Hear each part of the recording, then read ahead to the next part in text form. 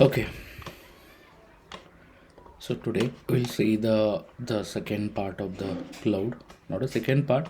Some few slides are remaining. Let me complete that.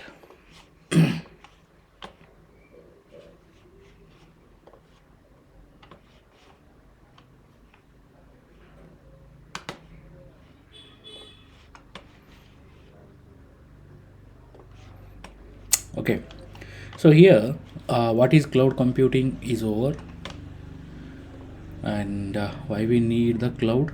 So regions, we are able to understand what is region, why we need a region, what is availability zone. Okay, so Mumbai region has a three availability zones, right? Then after that we seen why we need a cloud, right? So cloud will help you on demand self service, then broad network access, rapid elasticity, and measured services. What you mean by that, I clearly explained you yesterday. So today we'll see the types of cloud computing. Okay, so I told you yesterday who is the cloud provider, right? So who has a physical server and who will help you to access the or launch their server according to the use and pay. How much you use, that much you need to pay. So that service who is providing that, he is a cloud provider. So in market there are many cloud providers like AWS, GCP, Microsoft, right?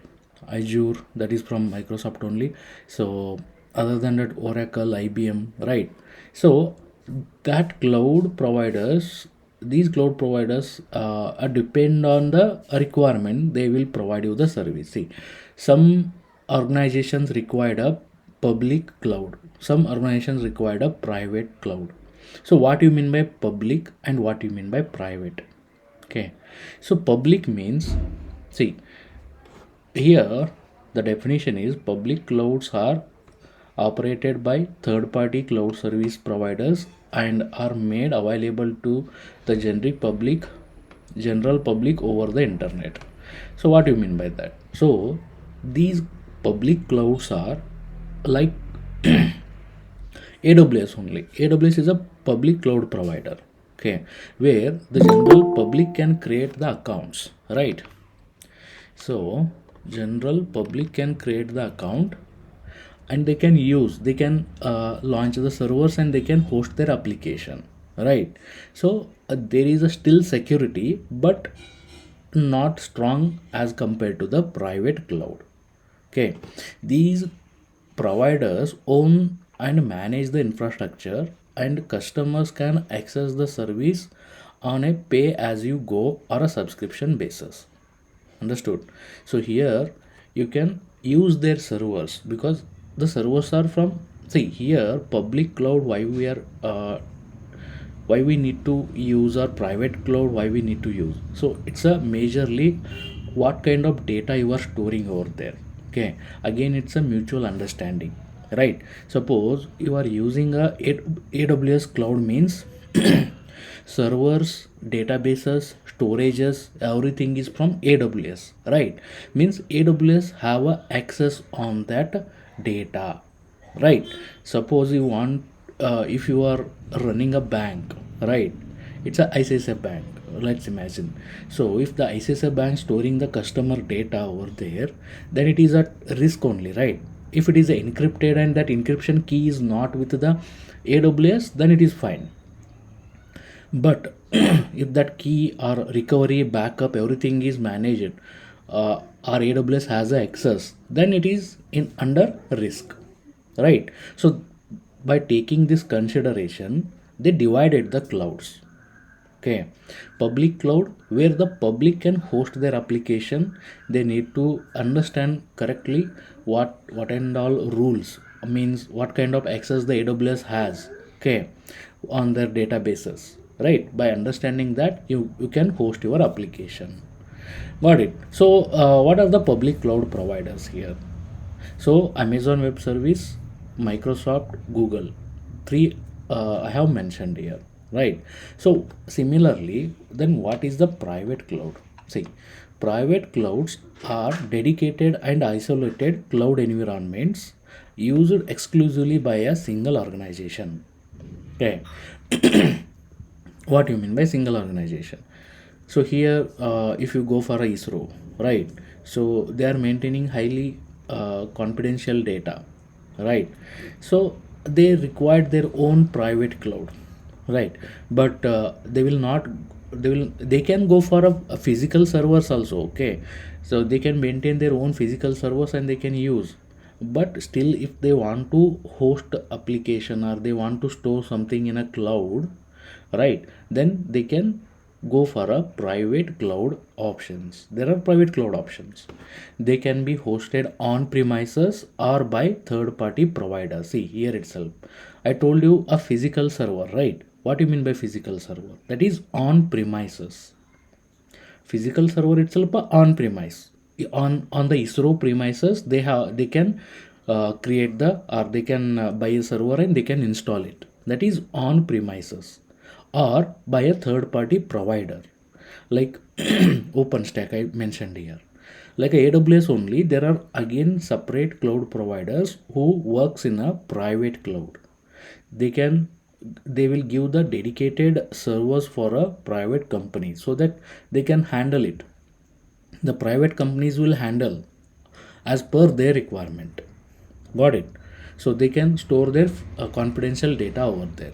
So these kind of servers are private servers. So here if you go, they can be hosted on premises or by third party providers, and infrastructure can be managed by organization itself or a provider, both the way. So if the here I will take an example of ICICI Bank or a ISRO only. So ISRO can go for a on premises, means they can install the servers on their premises and they can manage it by their ISRO side technical team.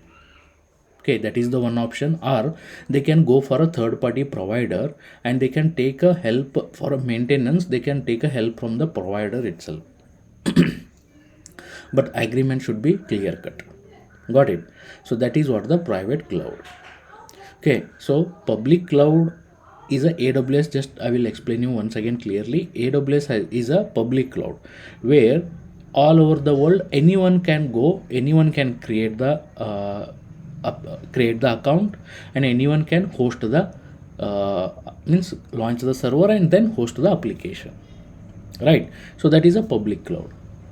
But private clouds dedicated for a particular organizations. Okay, remember this. For example, VMware Cloud Foundation and OpenStack. These two works for a private cloud where the security is very important. Like financial projects or the ISRO, right? The ISRO is also the security, where involve the security, right? The our army, right? Army and navy, these things also, air force, they can also use the private, they will definitely use the private clouds only if they are using. Otherwise they have their own databases, private databases, or the government security related things. For that reason they may create their own, their own physical servers and they can host it on a cloud also. They can take it to the cloud also. There are possibilities, but I'm talking in general. There are private cloud providers also, like a VMware and OpenStack. You can approach them for a private cloud option. Okay, they will consider, for if you have an organization, then they will create the accounts, then they can give access. Okay, so according to that access you can use that servers. So again, the public is there, private is there. In public you can host the application, right? On a private cloud also you can host the application, but it is internal, inside our organization. See, ISRO related applications are there. Okay, only that people, ISRO members or ISRO employees can access it, right? But on a public, what you can do, here I will create the Zomato application, right? So it is for a general purpose, right? That kind of application you can host in a public cloud.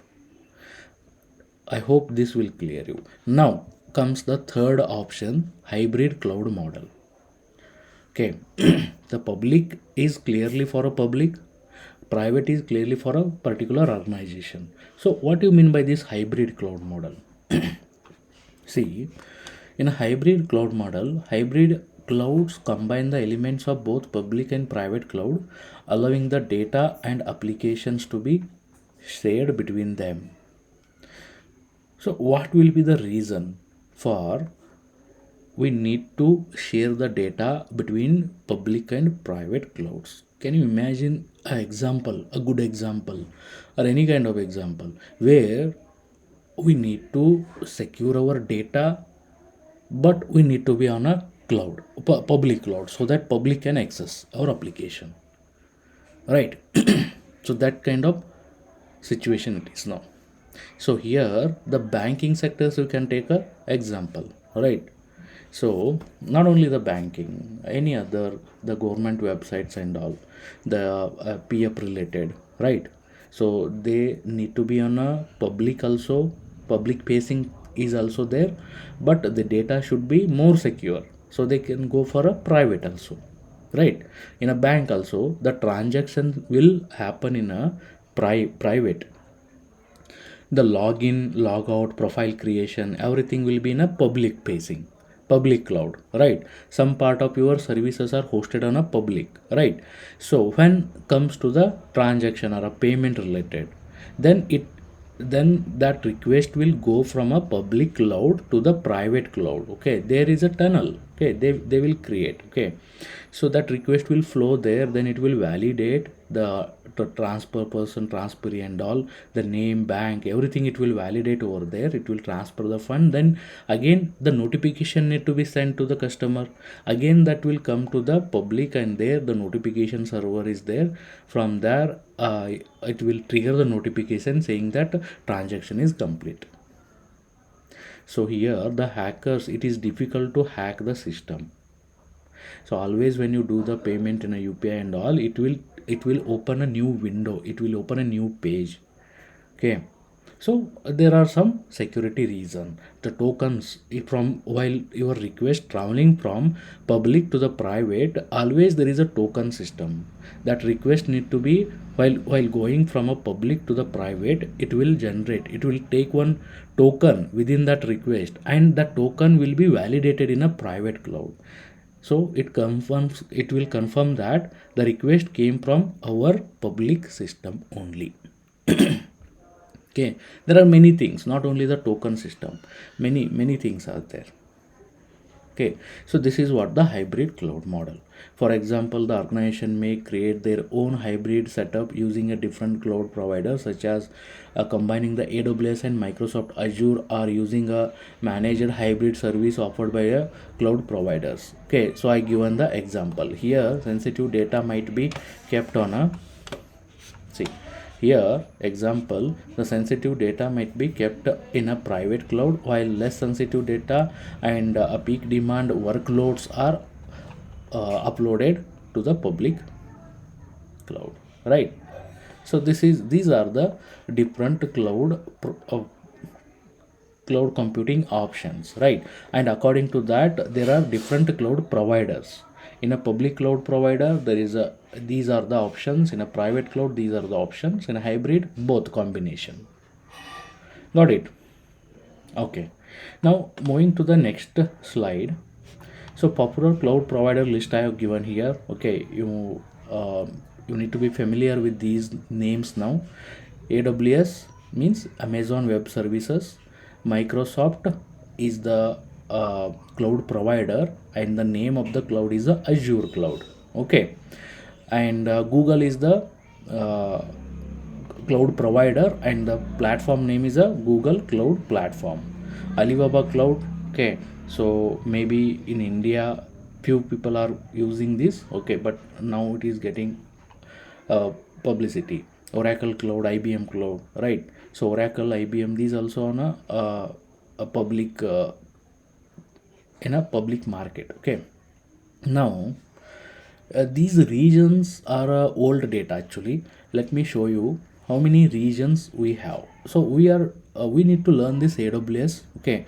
So let me show you the total regions in a AWS. Okay, so what you mean by region, you already seen that, right? But let me show you the current AWS region count. Okay, AWS region count. Let's go to the official website. So here,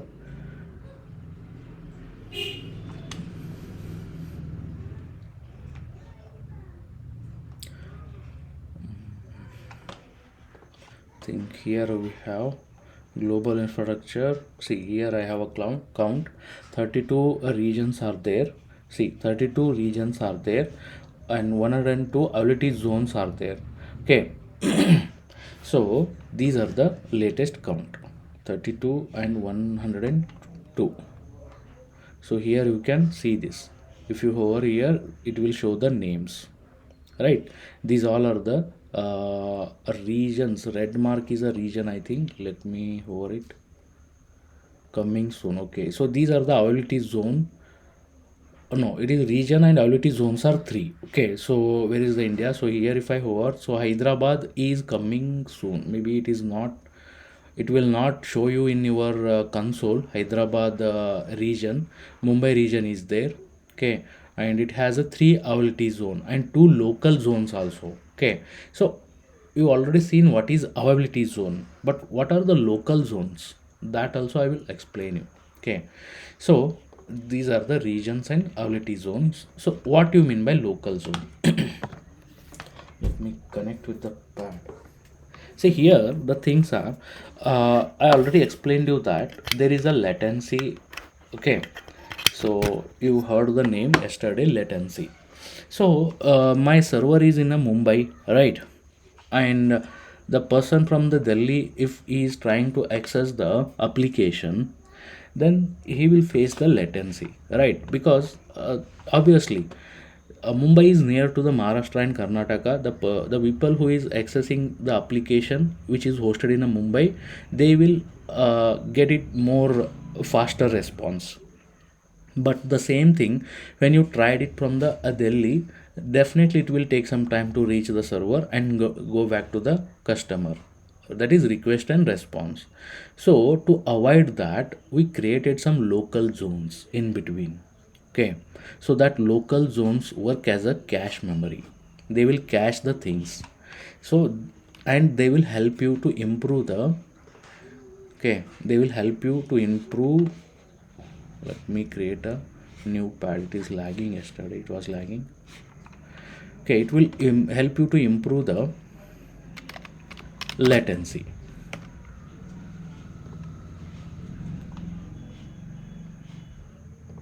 I think it will take on the same page, create a new one, right? I hope it is clear. So definitely guys, so when the request is coming from the Delhi region to the Mumbai region, so it will there will be a delay. So to avoid that, what they will do, they will create some local zones here and there. So the what how it will help, see. So here my region is here, right? And my request is coming from the Delhi region. So there is a delay to the request will come here Mumbai region and it will go, right? So to avoid that, suppose if I create the local zone here, then how it will help to reduce the latency? See, for first time your request need to go here itself on a server and come back, but that request go through the local zone. So that local zone cache the request and a response for which query, what is the response, it will cache. Okay, cache means it will store for a temporary. But same thing, if the same URL, if any other person try to access, then definitely that request will not go to the server, actual server. That request will go to the local zone. Here already the response is there, that response will go back to the customer, right? So for first time when you are trying to access after launching your server or a application, when you try to access your application for a first time, then it will, there will be a delay. But when that response and request a request and a response is stored in a local zone, then definitely the request will go back from there only, because already the data is there. So similar way, the many things are cached over here. So these are the local zones to avoid the latency again. Okay. Okay, now other than that, so this is the this is not a updated one. So you can just go through the actual cloud provider there, in official website you can get the updated total number of region ability zones, for which region how many ability zones are there, right? For a Mumbai region, we have a 3 availability zones. Okay, remember this. Next slide is about Amazon only. Okay, it is officially launched in 2006. Okay, and it has a 31 and a 99. Again, this slide is slightly updated, but it is still out of date. So total ability zones are 102 and regions are 32. Right. So now here this is the link to create your AWS account. So yesterday we already seen that how to create the account. So let's move to the next slide. So here a virtual machine, and why we need a virtual machine. Okay, see, virtual machine means what? So yesterday yesterday I explained you the things about this is your physical server, right? And here you have a resources like a RAM 16 GB and CPU 8 core CPU, then storage 100 GB, right? Networking part. So if you install the hypervisor on that, right, so it will virtualize the things, and here you can create the virtual machine or a server. So the process of taking the physical resources to the cloud is a virtualization, right? Virtualization. So when when you do the virtualization, it will create the virtual machine. What do you mean by virtual machine? Machine which is physically already available in a somewhere that you are accessing in a cloud. That is a virtual machine, right? So how you achieve the virtualization? Using the hypervisor, right? That is what the virtual machine. So for a server, you can call the virtual machine also, server also, EC2 instance also. Okay, so these are the names now. EC2 instance is in a AWS only, actually. It is in AWS. So EC2 instance. And server and VM, virtual VM in a GCP, you can see this name. In GCP, Google Cloud, you can see this name, VM. Servers is a common name. Okay, so here virtual machine is not a physical machine, first of all, that I told you right just now. Virtual machine is a compute resource that use the software instead of a physical computer to run the program and deploy your application. So why they called it as a software? Because using the software only we created the virtual machine, right? So it is a software base only, because you are accessing it on the internet, right? It is not a physical hardware, it is a software only. Okay, so that's the reason they called it as a the compute resource. VM is a compute resource that use the software instead of a physical computer to run the program. But actually it is using the physical server only, because you are trying, this is the face for you, this server is the face for you. You are accessing this machine, but this machine is in touch with the physical server, right? So here why we need a virtual machine? See, the basic requirement is to deploy your application for software testing purpose, right? Because you need if you're doing a testing and all, you need a server, separate dedicated servers for that, right? So a malware investigation, right? Suppose any malware related investigation or new malware if you are inventing, right, then it need to be on a isolated area, right? You need a separate server for that. It should not go and destroy the other servers or other your part of the servers only. So you need a particular virtual machine or a server. Okay, and disaster management also. right? So disaster management means what? So virtual machines will help you. Suppose you are working on a hardware only, this is a physical machine, right? Suppose by any chance, because of the electricity down or any natural calamities, if this goes down, then you are not able to work on that. But using the region ability zones, we created the multiple data centers, and that data centers are not, we are not accessing physically, we are accessing in a cloud, right? So you can host your server in a disability zone also and disability zone also. If this goes down, at least this is our, this ability zone is up and running, right? So your servers are there in this zone. So this is how, using the virtual machine, we are able to achieve the a downtime, a zero downtime, or a zero outage. That is a disaster management. Using the VM you can manage the disasters, right? So how you manage it? So within a region, this is a Mumbai region,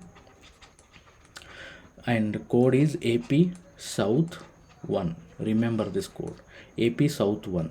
Here you have a three availability zones, right? And if you launch your server in only one availability zone, and if you host your application here and this zone itself goes down, then that is not a disaster management, you are down, right? So management will come when you host your application in multiple availability zones. If any one goes down, at least your application is up and running on another availability zones. So how to create the servers in multiple availability zones, that I will show you. Okay, no worries, just understand. Okay, so this is all about the virtual machine. Okay, so these concepts are just repeating again and again, because yesterday itself we seen this, what is server, how to create it, how to manage the disaster, how to reduce the cost, right? So next slide is about virtualization. We already seen this, I given the definition here. Virtualization is a technology that allow the creation of virtual version of various computing resources. Virtual version means it is in internet. So, various computing resources such as servers, operating systems, storage devices, and networks. Okay, these all you can take it to the cloud. That is what virtualization. It enables multiple virtual instances to run on a single physical resources, got it? And decoupling the software or operating system from underlying hardware. Okay, what you mean by this last sentence now? Decoupling the software or operating system from the underlying hardware. Okay, let's come back. So yesterday we seen that there is a hardware, right? So using the hypervisor, here you have a hardware, I will give the name as a hardware, right? Using the hypervisor you will create the many servers. Okay, not only me, if it is a public cloud provider, then on the same hardware many different organization or many different members or people can create their servers. Remember this, right? And okay, now we created the different server. These server we need to configure according to our use case. So this server is required for Tomcat server, then here I need to install the Java, right? And here the front end related, so I need to install, or I need a npm as a build tool here, just imagine. Okay, so here for a Java I need a maven as a build tool, right? Okay, so if it is a Python related, then Python I need here, right? So these, according to the use case, the servers are configured with the different softwares, right? But it is, we called it as a decoupled from the underlying hardware, because if you install the Java here, then it doesn't mean that Java is available here because the root is the same. No, it is not like that. Only the dedicated resources are there for this server, and that only this Java or any whatever the software you install, whatever the software you install, for only dedicated to this machine only, not this. That is what the sentence here I written. Decoupling the software or operating system from the underlying hardware, it enables multiple virtual instances to run on a single physical resource and decouple the software and operating system. Right. OS also differently I can install here. See, through the virtualization I just virtualized the resources, not the OS. Means OS is not installed here. Okay, so here only I have a physical resource like a RAM, operating, not operating system, a storage, right, databases, right, networking part. But to run your server, definitely their operating system is required, right? So that OS you need to install on this separately while creating your server.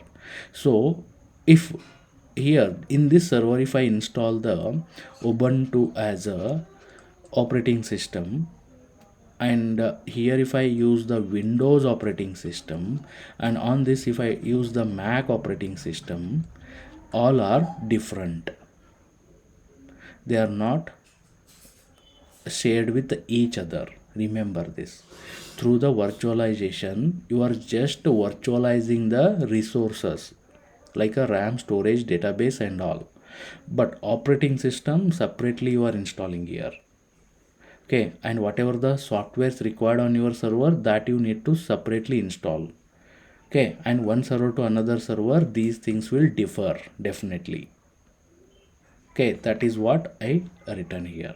The main purpose of virtualization is to maximize the resource utilization, improve the scalability, enhance the flexibility, and simplify management and provisioning of computing resources.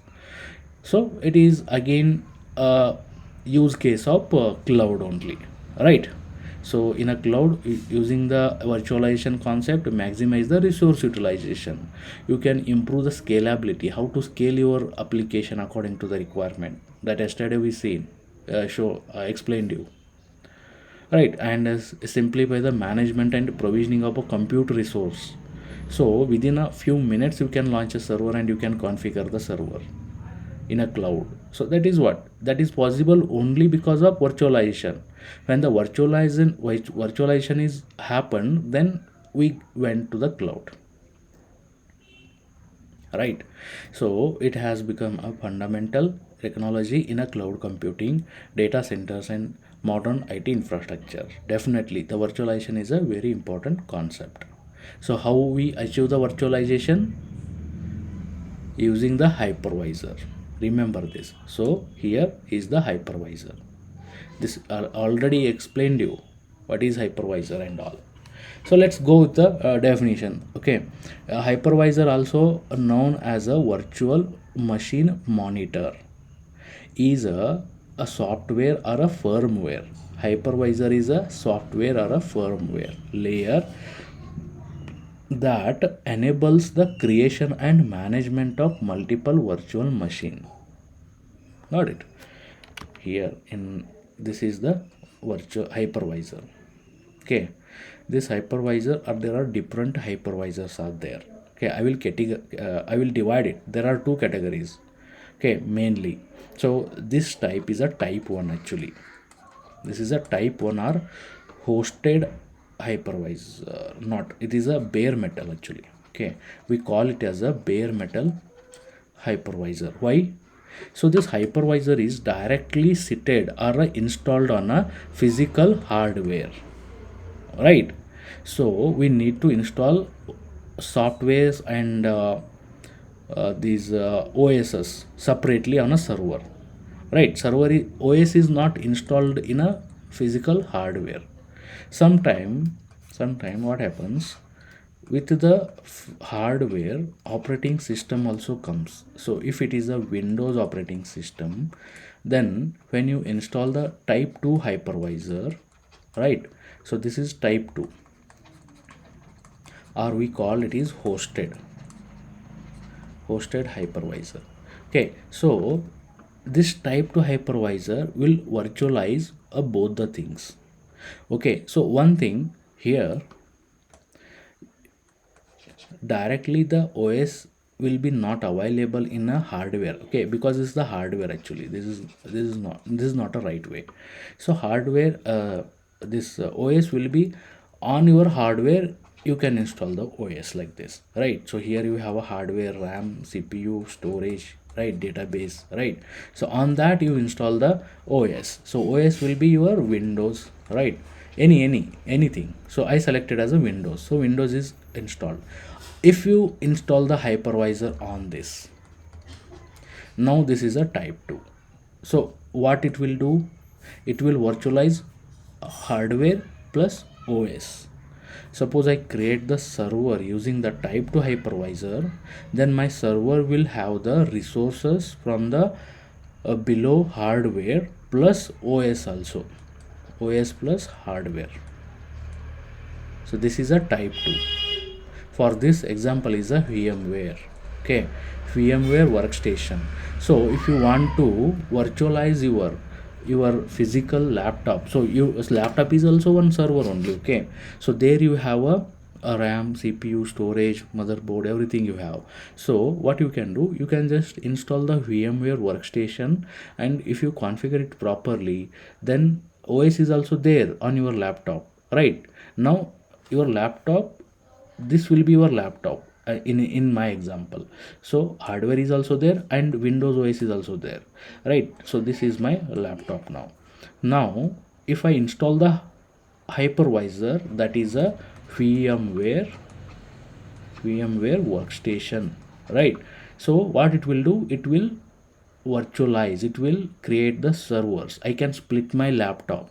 Suppose if I have a ram 8 GB and ram 8 GB and cpu for core 4 core cpu and storage of 500 GB, then you can divide it. So this becomes a 4 GB of ram, right? And storage half the part you can give here 250, and again one more server you can create, and 250 GB storage and 4 GB ram you can allocate. So this is how you can split your laptop, guys. So this is a type 2 hypervisor or a hosted hypervisor. So the same thing I explained here.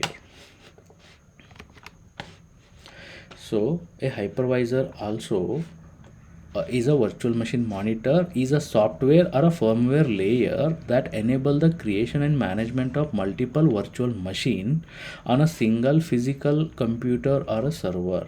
It act as an intermediary between the physical hardware and a virtual instances, right? And allowing the virtual machines to share the same physical resources while remaining isolated from each other. Okay, so this is also very important. So here this server is using the resources from the same physical server. These all the servers are using the resources from same physical server, but all are isolated. They are not interconnected. Okay, all are isolated. They don't know each other. Remember this. Okay, so that is what I written here. So there is a types of hypervisor. Type 1, that is a bare metal. So why we call it as a bare metal? The simple thing is, directly on a bare metal means on directly on a hardware hypervisor will sit. Okay, again there are types in a not a type, how I call this is a VMware, right? So Nitro is the one option, okay, and HVM is the one option here. Hypervisor names, these are the names.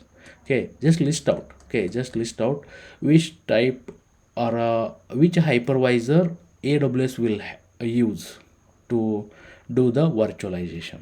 Just list out, just for knowledge. Okay, and sometime interviewer also may ask you to understand how much knowledge you have, or how much interested to learn the things.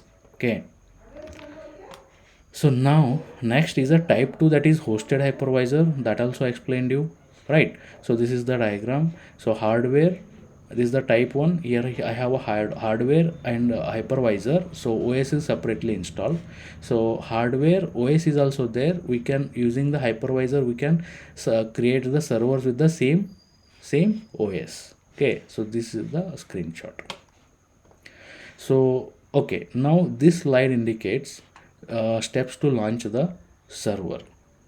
So that I will show you. Okay, just this is for your internal, means demo purpose, when you are practicing for your lab purpose. So I will next I will launch a server and I will show you how to launch it. So how to connect that also, and region ability zone and local zone. Okay, this also I explained it, right? So okay, these are the services we need to learn. Okay, IAM, VPC, EC2, S3, CloudWatch, CloudTrail will be there, EKS, RDS, KMS, Route 53, Secret Manager, Lambda.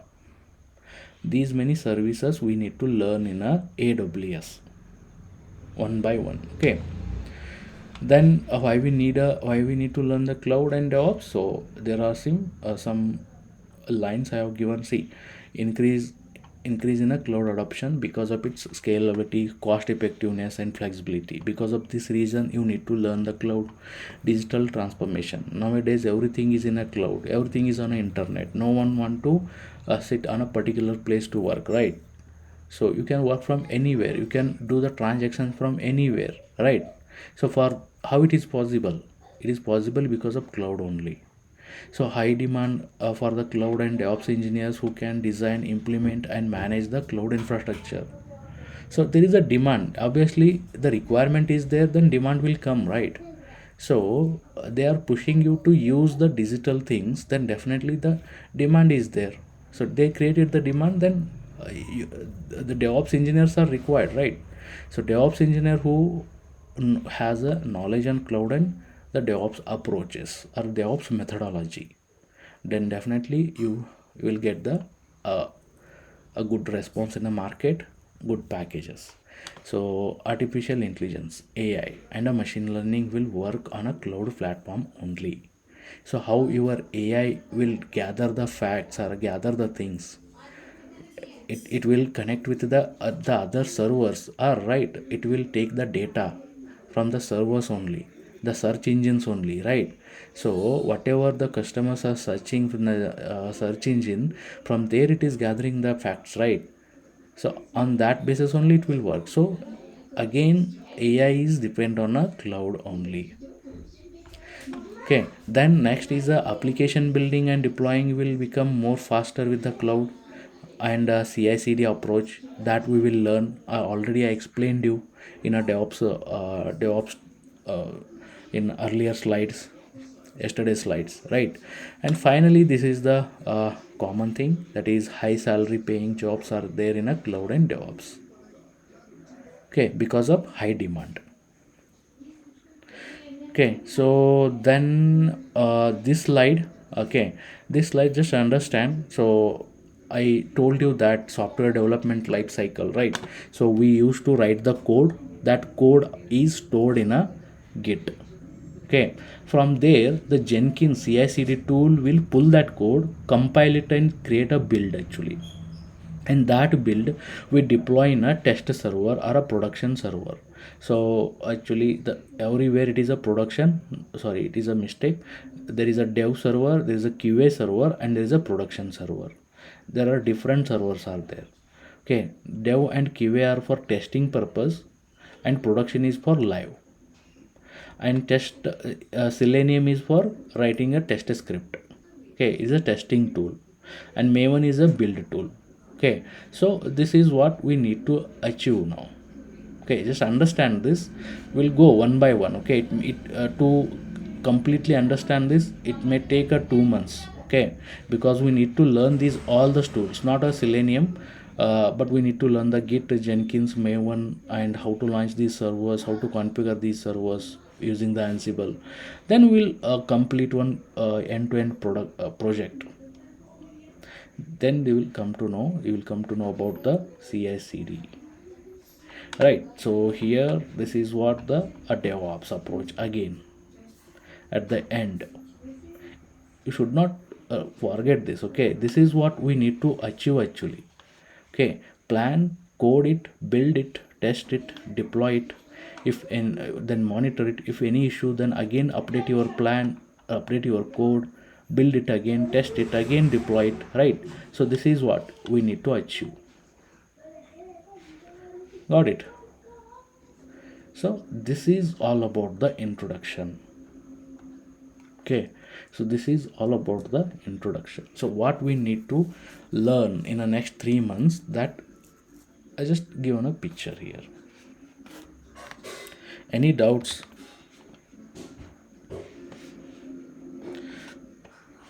Any doubts? If you have, let me discuss with me. Okay.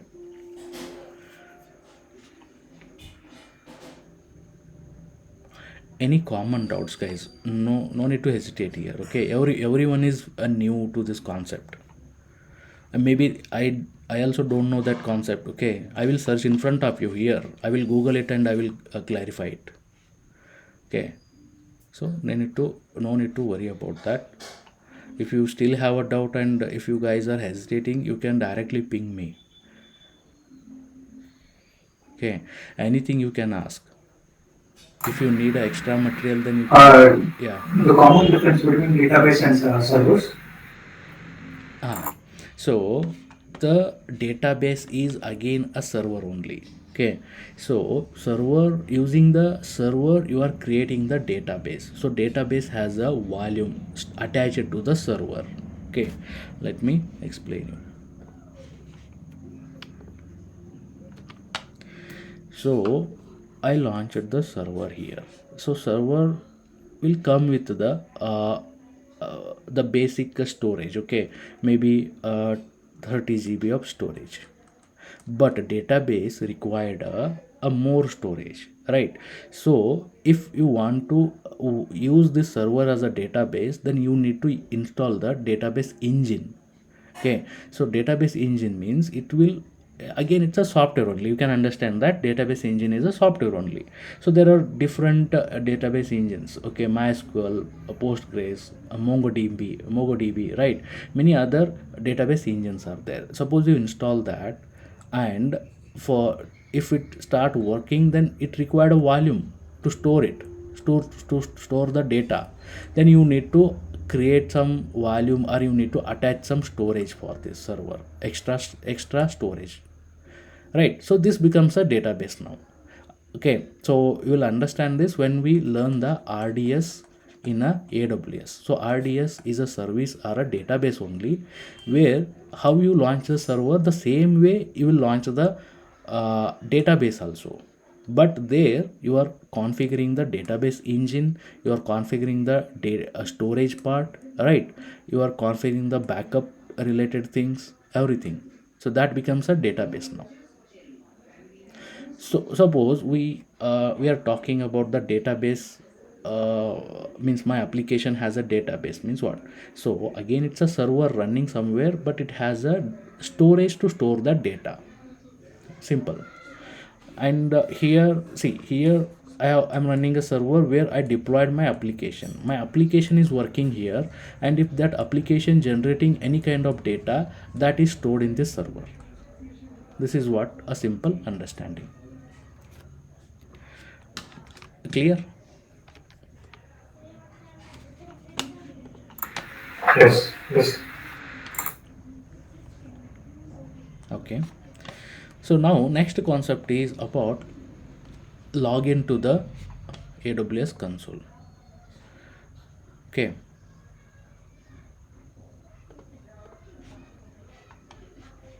so yesterday I shown you how to log in it. Let me log in it again if you want. First of all, I will copy this.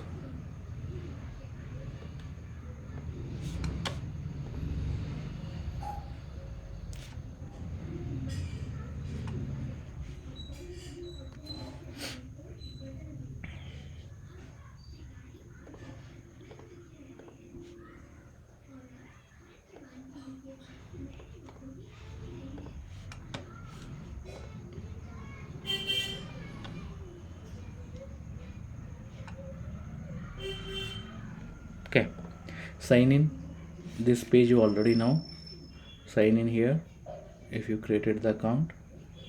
and be sure that tomorrow you'll create the account, because without account it is very difficult, guys. So for you, it will show the a root user, this page will come. Okay, so root user means the owner, because with your email id you created the account, right? So you need to log in as a root user. So you are the admin for that account. Why admin? See, these aws account can use by multiple people, because in organization many employees are there, they need to log in here, right? So they will not use the a root a username and password. The root is the admin, is the owner of the a project or the organization itself. Okay, now what they will do, they will create the different iam users. Okay, they will create the users and they will create the passwords.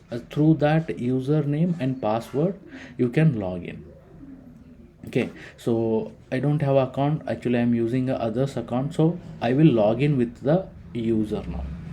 Okay, no need to worry about that. Let me show you with the root only. Okay, I will log in with the root also first of all. So I given the email id for the root and it will ask the password.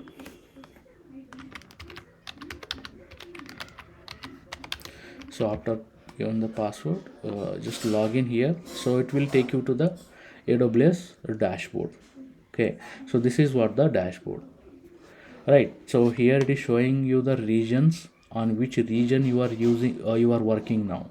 If I click on this, see, you can launch, you can select any region where you want to work, where you want to launch your server, right? If I select this Virginia, means you you interested to launch your server in a Virginia region, right?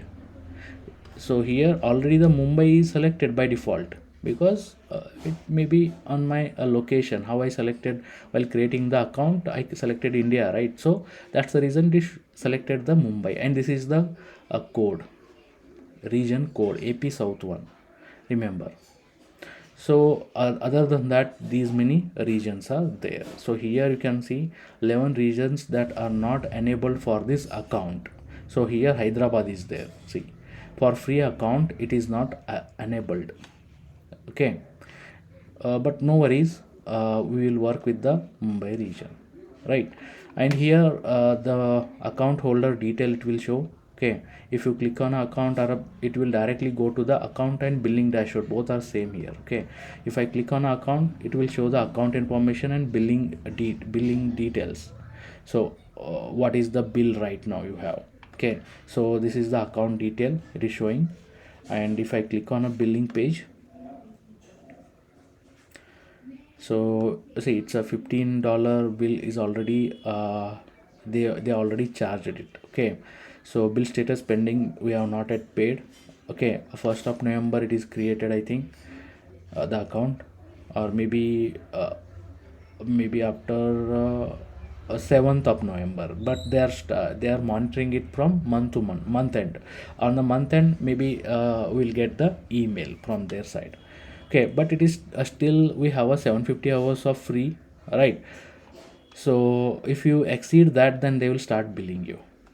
Okay, so here I think it is exceeded, because I'm running some services, I think, which are not freely available. The Kubernetes cluster I'm running on this server, which is not a freely available, only the servers are freely available. So that charges they included here. Okay, no need to worry, they will not ask you to pay this. Okay, no need to worry about that. So this billing information it will show here, each service wise. See here, elastic compute cloud means server related, container service Kubernetes $6, right? Data transfer, it is showing some usage of data transfer also, we need to check what data we used here. Okay, I okay.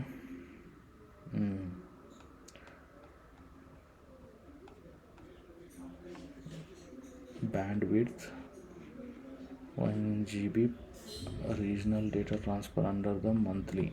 So here in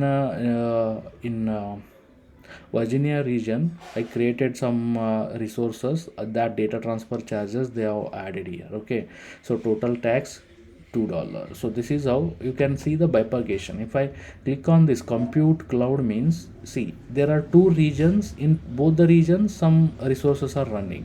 In a Virginia region, $6 means there are Linux T2 micro.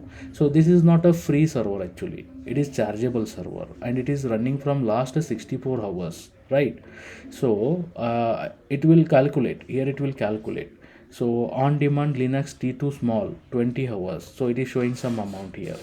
And then Linux T3 medium 127 hours, here it is running, it is $5, right? So here you can see. Okay, so we can't stop it unless and until I complete my work, because it's a cluster. If I delete it, then my data will be lost over there. So that is the reason I'm running it from the last few days. Okay, so this is how you can monitor it. Okay, we'll not go in depth here. We'll understand the basic concept, that is server launching, right? So just it is a account information. Okay, here you can see your account information. So what is a security here, I will come back. Okay, I will come back, no need to worry. So go again, go back to the dashboard. Go back to the dashboard. I shown you the security, the billing dashboard, because you need to monitor it. Okay, so how I'm using, because if you go on, if you cross the bill and all, then definitely they will terminate your account. That is the issue. Okay, so now it is a dashboard, and here this is the service details, service list actually. Here you will not understand because there is no direct name. Suppose I want to work on a server that is a EC2 machine. In AWS, the server name is a EC2 machine. Okay, here I shown you. We call them as a server or EC2. See here, EC2 instance, right? So this EC2 instance is in a EC2 service. There is a service. Okay, here in a service list, you need to find out for EC2. Okay, but you will not find for EC2 here. See, there is no E option, only the end user computing, right? So that is available in a compute part. So server related things are in a compute part. Storage related things are here in a storage part. Okay, other than that, container related things are here, database related things are here. Okay, so these are the main groups of service. So again these groups has a, again these many services. See, compute. So what you mean by compute? So compute is you need to run to run an application or to execute something, you need a computing power, right? Computing power means you need a hardware and software, right? That is also operating system. So that is what the compute. So that compute is available in a EC2 virtual machine, virtual servers in a cloud, EC2. So why the name EC2? It is the name, the full form is Elastic Compute Cloud actually. Okay, if I click on this, it will take me to the EC2 dashboard, EC2 service. So in a AWS, this is the one service. Okay, this is the one service. See, automatically I switch it to the Virginia because I was working here. If you want to change, you can go for a Mumbai again. If you don't want to work here, then you can switch back to the Mumbai. It will switch back. See, here it will not show any servers running. Okay, total instances are created, but some other person is working here, right? But these servers are different from the Virginia server. So what do you mean by that? If you launch your server in a Mumbai, then you need to come to the Mumbai only. That servers, your account is same. In this account there are multiple regions, but servers are in a different places, right? That's the reason I explained you there. What is physical server, what is a hypervisor, what is virtualization, what are the regions, right? So always remember, where you launch the server, that physical data center we selected. Now in that data center you are launching the server. This is what the understanding here, the region means. Now, so this is the dashboard, right? So EC2 stands for Elastic Compute Cloud. See, there are two C's. Let me write it here, then you will understand. EC2, Elastic Compute Cloud, right? So ECC, they will not write, they will write it as a EC 2 times C, so 2 EC2, right? Elastic Compute Cloud it is. So I have a page here, right? So how to launch the server? So without server, or not only the server, along with that server, these many things you need to learn again to configure that server properly. These many things you need to learn here. Okay, very easy, step by step I will go, and I will show you the examples why we need to learn these things also. Okay, so definitely will go by yourself, you will understand the things here. No need to worry about that. It may looks a difficult, but very easy it is. Okay, so how to launch the server? In a dashboard, this is the option. You can click here, or you can click here also, instance.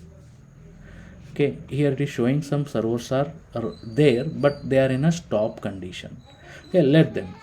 What I will do, here you have a option launch instance, right? So if I click on this, then it will open a configuration window, right? So it is asking a launch an instance with some detail. So what detail I need to give? Very simple detail it will ask, that is the server name. I will give this as a demo or test server. Okay, just a name, test server. Here it is asking to select the OS. So let's come back to the whiteboard. Here I shown you the types of hypervisor, right? In a first type, only the hardware is virtualized, right? Only the hardware is virtualized, and OS you need to install separately. That is what we are doing there. So the AWS will only virtualize the resources. You can select which OS you want separately to install on that server. Okay, so here I'm selecting the OS. So these many OSs are there. So I will discuss the OS, different types of OSs also. Okay, here just understand I'm selecting the OS. Okay, so Amazon Linux OS I selected. OS is the operating system. Okay, then this OS related configuration detail they have given here. No need to worry about this. You just see here it is freely available or not. At the starting, just see here it is freely available or not, because there are many other versions of your OSC. Okay, only few are freely available. What I can say, only 2 are freely available, rest are chargeable. Okay, so I will go with the free one. Okay, so I selected the free one, Amazon Linux OS. From the AWS only it is. There is a Mac OS, Ubuntu, Windows, Red Hat, SUSE, right? Debian. Here this is the Debian, but I will go with the first basic one. Instance type. Next option is a instance type. Let me select this one.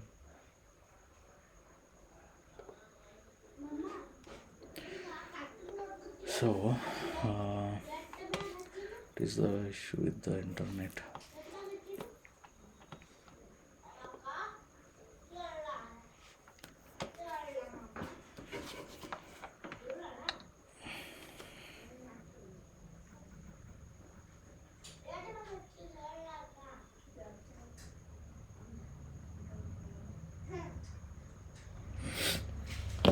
Okay, so here I selected the Amazon Linux, and this is the OS information only. Just scroll down. These things you will understand future classes. So scroll down.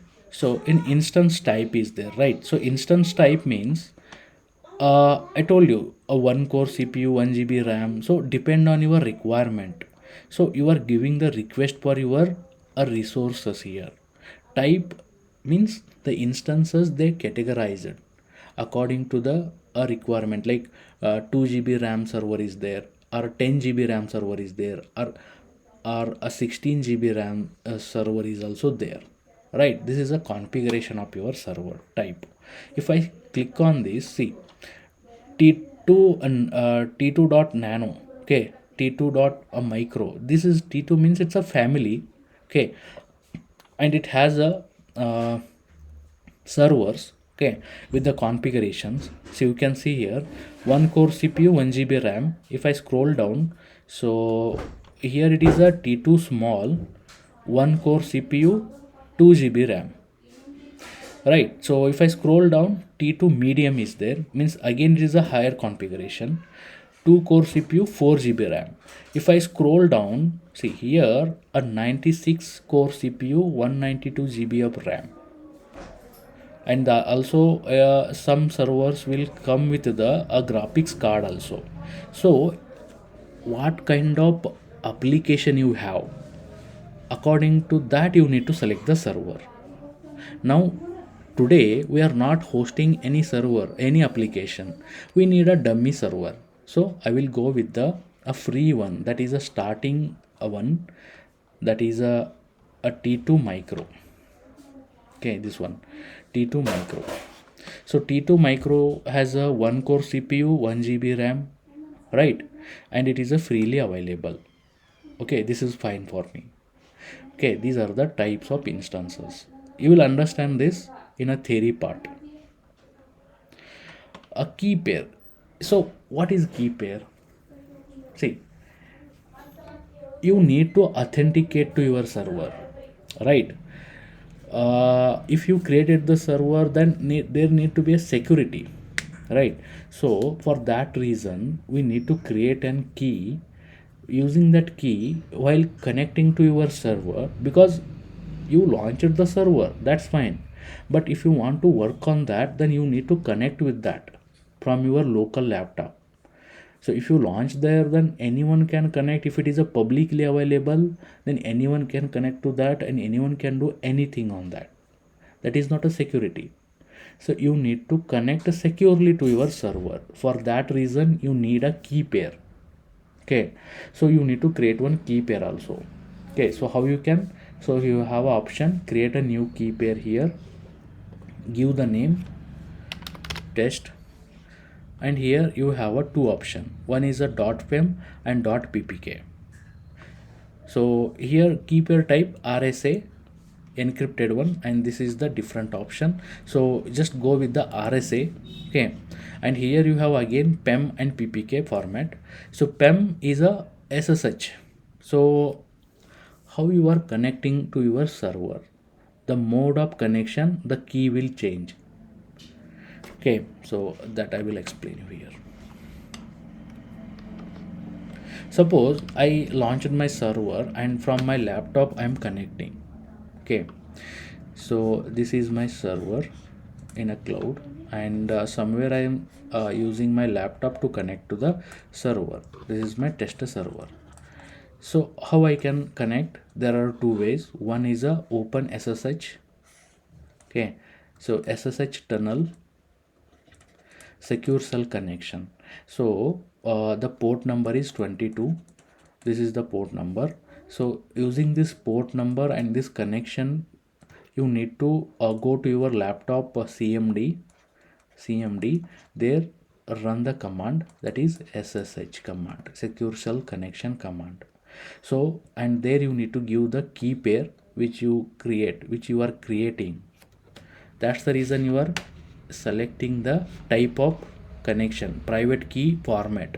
If it is a PEM, then you can open the SSH connection, secure cell connection.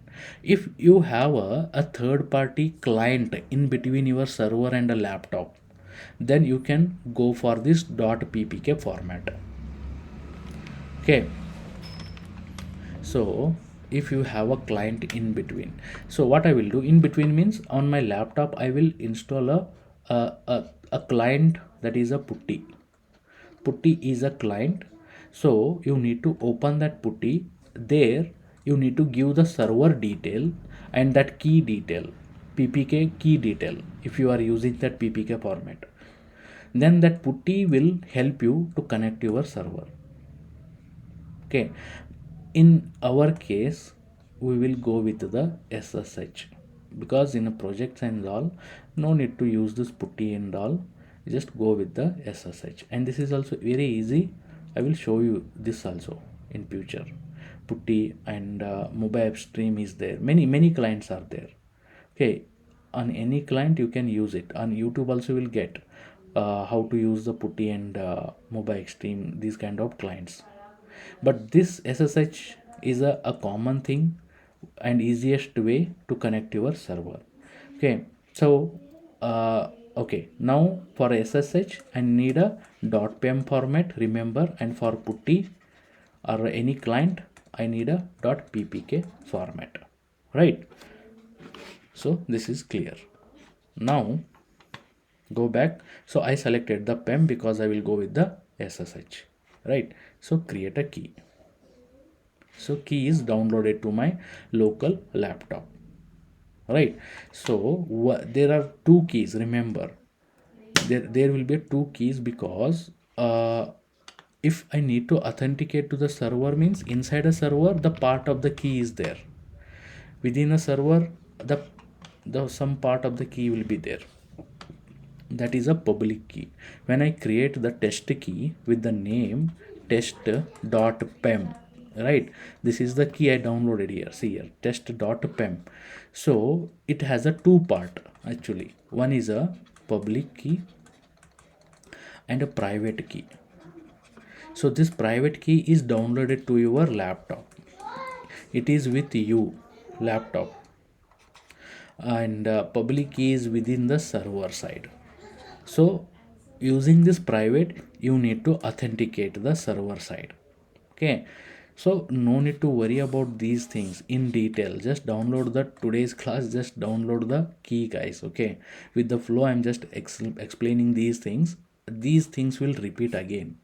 Okay, there are many things will repeat here, everything multiple times it will come. Okay, so just I created the a key here, right? So it taken the key name also. So this key you can use with the multiple server, no need to create every time for each server, no need to create a new key. See here, I already have a key, separate key for me, November batch key, right? So this I will use for my server.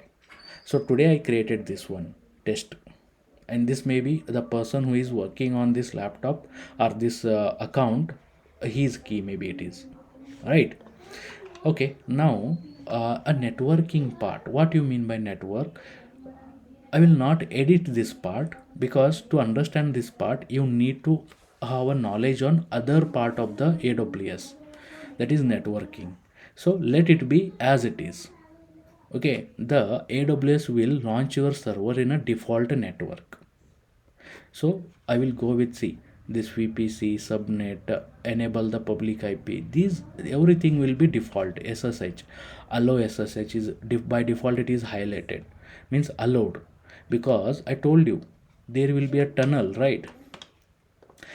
From my laptop to server, the ssh path need to be open, otherwise you are not allowed to connect here. The port number, this port need to be on my laptop, on the server both the side, this port number need to be open. So by default it is open here, it is open here. If you want to open any other port, you can open. What you mean by port, that also I will discuss. Let it be now. Okay, configure the storage part. Okay, you need a little bit storage because you are installing some softwares, you need to create the directories, files and all, everything requires some space, right? So I'm going with the, by default it is showing the 8 GB, but for a pre-tier you have a 30 GB option. Up to 30 GB is free for you, you can go, you can increase it. For a demo purpose 8 GB is more than sufficient, right? So no need to go for advance. Okay, how many servers you required with this configuration? Let me scroll up. So first of all, I given the name of server. I selected the OS, Amazon Linux. Okay, free tier OS it is, and instance type is also a freely available instance. I selected 1 core CPU, 1 GB RAM. Right, key pair I created to connect to my server, and network part I kept default. Right, then storage part, 8 GB is enough for me.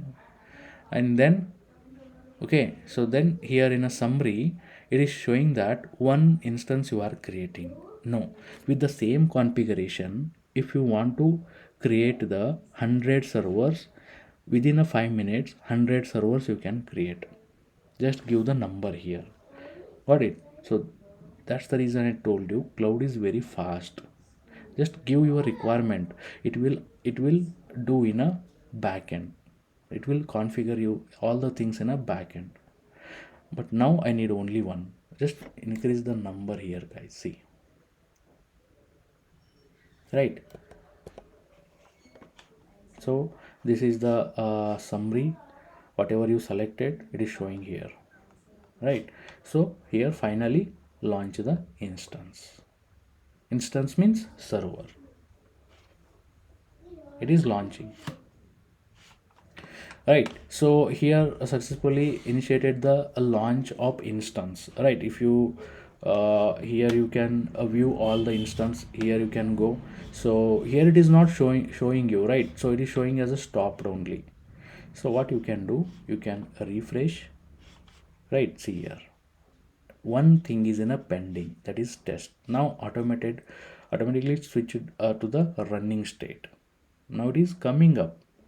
It is not totally initialized. See, it is in a initialization mode. It may take some time, one more minute. To here it will see the 2 by 2 check passed. So now this is your assignment. What is 2 by 2 check passed?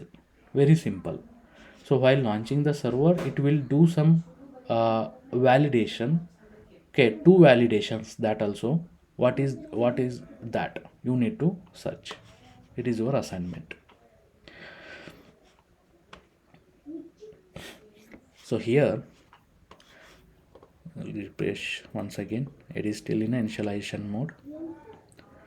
So you launched the server actually. Okay, so it is creating whatever the configuration you told, that configuration it is creating.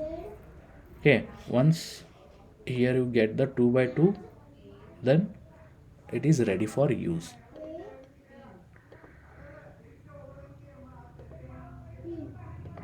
Okay, so let it come up. So when you select the instance, okay, see here, instance ID it is showing here, right?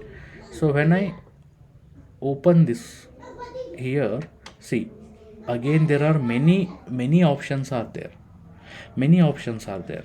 So it is showing the detail about your server instance, your server ID, your server public IP address, private IP address, your server status it is showing, right? Then host name, DNS name, type of server, in which network it is created, right? Many things it is showing here. And security related things it is showing here, right? And network related things, storage related things. We selected the 8 GB, right? So here it will show, see, volume is 8 GB, it is attached, right? So in future classes we will learn these options one by one, when to use this, how to edit these things. Okay, then let me refresh it once again, and let's see whether it is up or not. Now it is 2 by 2 check password. Right, now I can connect. Right, so how to connect, what is the command? So still you guys don't know how to run the command, right? So for that, select the server. Here top you have a option to connect, right? So one option is EC2 instance connect. It is a direct connect. It will connect through your console only. In a console it will open a one more tab, and it will do the authentication also, and it will allow you to login here, but we will not go with this option. Very easy option, right? Will not go with this. I i i created the pem key because of for the ssh, right? We'll do the ssh from our laptop only. So we are already in a server. Okay, see here, we already in a server. See, this is my server name or a ip address with the dns name, right? So let me close it. So how to connect through the ssh? That command is available here. See, ssh client, right? So first of all, open an ssh client and locate your private key. So ssh client on your laptop is your terminal only. Okay, this terminal, your cmd. If you are using the windows, search the cmd, open it. So the black screen will come, right? So I have downloaded the key, right? So this key test.pem. So we need to go in that location to run the command actually. So before running the command, we need to run this command chmod 400 test.pem. This is my key. 400 is the type of permission. Okay, this chmod is the command. Okay, so what this command will do, you will understand in a linux in a tomorrow's class or a day after tomorrow's class. Just copy this one from here, go to the your see a terminal, right? And go to the downloads, because your key always get, you will be in a download directory, right? So if I do ls here, ls means list. Okay, so here I will show you my key. See, test.pem is there in a downloads. I need to change the permission. Okay, let's open l.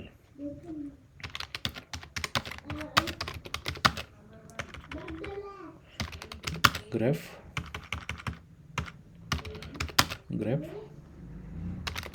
test.pem.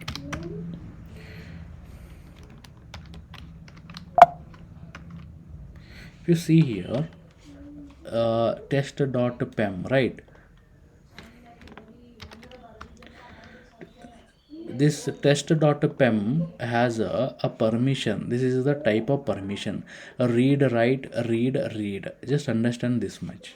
So this is not a secure key actually, because anyone can edit it, because a write permission is there, means now I can edit it. How I can edit?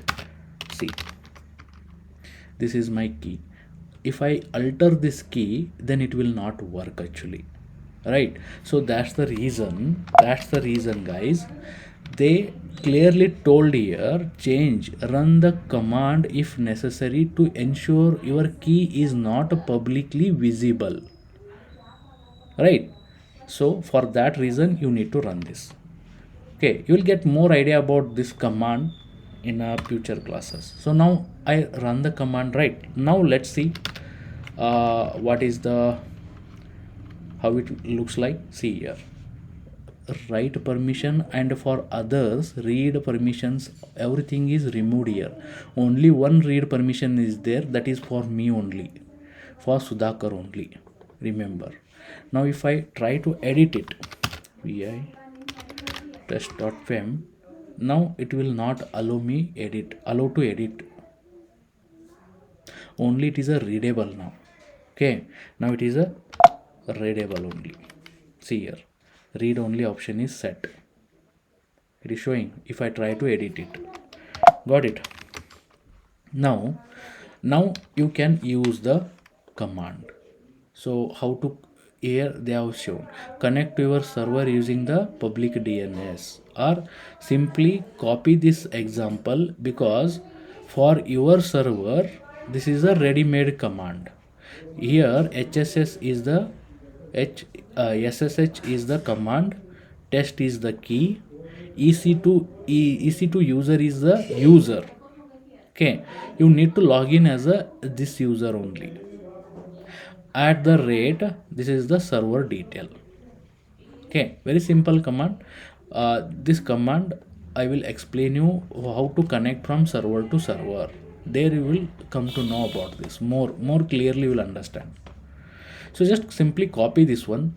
Okay, if you don't remember all the steps what I did, just go to the terminal, go to the downloads, copy this. See this square mark, if you click, you will copy the command, run the command here, copy and paste, right? Chmod, run the command, then again come back here and copy this one and go there and run the command. See, ssh command, if I run, then automatically it will ask the permission, give yes. Now you are inside a server. See, ls. So earlier I was in a on my laptop. See here, Sudhakar, on my Mac, right? So now I'm inside a server. So this is how you need to connect to your server through the SSH. Clear?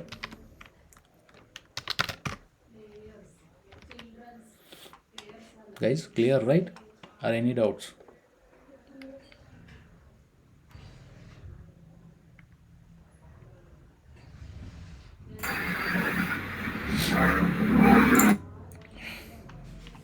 Okay. Otherwise, let me show you once again. I will exit from the server. Exit. Again, I came back to the my laptop. Right. Let me clear the screen. See, I'm inside my laptop. Go to the AWS console. Right. So here, go to the dashboard. EC2 dashboard. This is the dashboard. If you click on a running server, it will show you your server is running here. Then select our server here. When you not selected, this connect is not highlighted. Select it, connect. Directly there are few options. These are the different options to connect. Here SSH client you need to select. Copy this command first of all. It is not mandatory. Sometime you need to run this, but better to use this. Okay, so copy this one, go to the terminal where you have a key, right? Because here at the end you can see your key name, right? Means you need a key there. So where you have a key in a download, so simply run that command in a download directory. After that, go to the example, copy this one and paste it and connect. This time it will not ask you. For every time it will not ask you the permission. For the first time it will ask you the permission. Right, I'm inside a server now. This is how we need to launch the server and we need to connect to the server. Got it? Then how to handle this server? How to handle this server? We need to learn the commands here. Okay, so if you want to list the things, ls is the command. List means what is there in my directory. Ls is the command. Then if I want to create the directory, mkdir and directory name, directory 1. Right, suppose my directory is created or not, how to check? Again list command. If I want to get inside this directory or a folder, cd directory 1. Cd stands for change directory. These commands we need to learn. So from tomorrow we'll start learning the commands. Okay, there are a few commands. Few means maybe 40-50 commands are there. Okay, if you learn that, very easy commands, you need to learn it, you need to practice it so that you can operate your server on your fingertips. Okay, so today we'll wind up here. I will I already shared you the notes. Okay, I will forward it again for a new joinees, and I have a recording here. I will share you